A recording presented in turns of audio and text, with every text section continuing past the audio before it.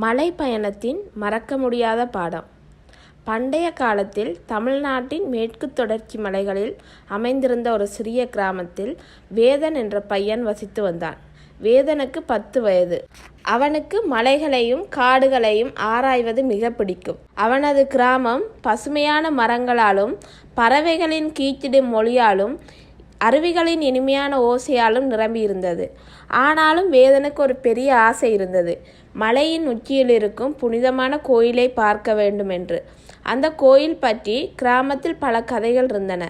அங்கு சென்றவர்கள் ஞானத்தையும் மன அமைதியும் பெற்றவர்கள் என்று பெரியவர்கள் கூறுகின்றனர். ஒரு நாள் கிராமத்தில் நடந்த பஞ்சாயத்து கூட்டத்தில் வேதனின் தாத்தா முருகையா, மலை உச்சியில் உள்ள கோயிலுக்கு செல்பவர்கள் தங்கள் இதயத்தில் உள்ள பயத்தை வெல்வார்கள் என்று கூறினார்.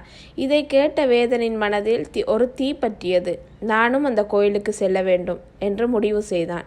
ஒரு குளிர்ந்த காலை நேரத்தில் வேதன் தனது சிறிய மூட்டையை எடுத்துக்கொண்டு தாத்தாவிடம் ஆசி வாங்கினான். வேதா, மலை பயணம் எளிதல்ல. பொறுமையாகவும் தைரியமாகவும் இரு. இயற்கையை மதித்து அதன் பாடங்களை கற்றுக்கொள் என்று தாத்தா அறிவுரை கூறினார். வேதன் தலையை ஆட்டி ஒரு நீண்ட குச்சியையும் தண்ணீர் புட்டியையும் சில உணவுப் பொருட்களையும் எடுத்துக்கொண்டு பயணத்தை தொடங்கினான். மலைப்பாதை செங்குத்தாகவும் பாறைகள் நிறைந்ததாகவும் இருந்தது.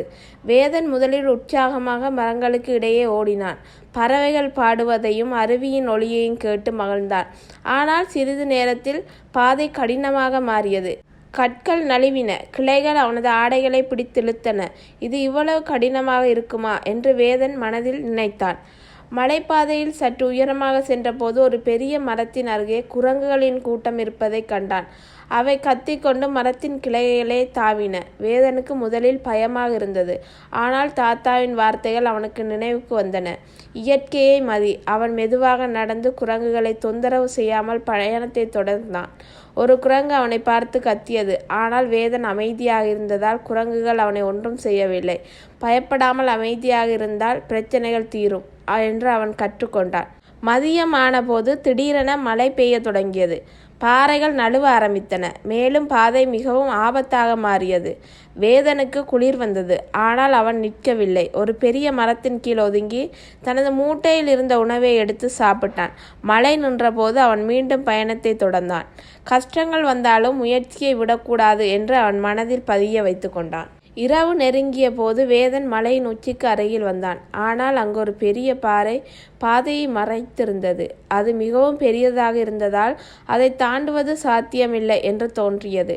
வேதன் சோர்ந்து போனான். இவ்வளவு தூரம் வந்து இப்போது தோல்வியடைய வேண்டுமா என்று நினைத்தான். அப்போது ஒரு பழைய குரல் அவனுக்கு நினைவுக்கு வந்தது. தாத்தாவின் அறிவுரை, பொறுமையாக இரு. வேதன் அமைதியாக அமர்ந்து பாறையை பார்த்தான். சிறிது நேரத்தில் பாறையின் பக்கவாட்டில் ஒரு சிறிய பாதை இருப்பதை கண்டான். அது மறைந்திருந்தது. ஆனால் கவனமாக பார்க்கும்போது தெளிவாக தெரிந்தது. அவன் மெதுவாக அந்த பாதையில் சென்று இறுதியாக மலையின் உச்சியை அடைந்தான். மலை உச்சியில் புனிதமான கோயில் இருந்தது. அது எளிமையான கட்டமைப்புடன் பழமையான கற்களால் ஆனது. கோயிலுக்குள் ஒரு முதியவர் இருந்தார். அவர் வேதனை பார்த்து புன்னகைத்தார். நீ இங்கு வந்துவிட்டாய் பையா. உனது பயணம் உனக்கு என்ன கற்றுக் கொடுத்தது என்று கேட்டார். வேதன் சிந்தித்தான். நான் பயத்தை வெல்ல கற்றுக்கொண்டேன். இயற்கையை மதிக்க வேண்டும் என்று புரிந்து கொண்டேன். கஷ்டங்கள் வந்தாலும் பொறுமையாக இருந்தால் வெற்றி கிடைக்கும் என்று அறிந்தேன். முதியவர் புன்னகைத்தார். இதுதான் இந்த கோயிலின் ரகசியம்.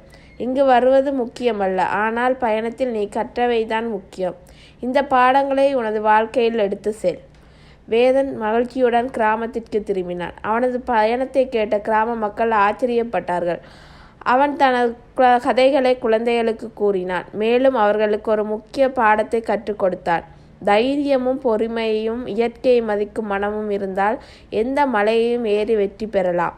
அன்று முதல் வேதன் கிராமத்தில் ஒரு உதாரணமாக மாறினான். அவனது கதை பல தலைமுறைகளாக கூறப்பட்டு குழந்தைகளுக்கு தைரியத்தையும் ஞானத்தையும் ஊட்டியது.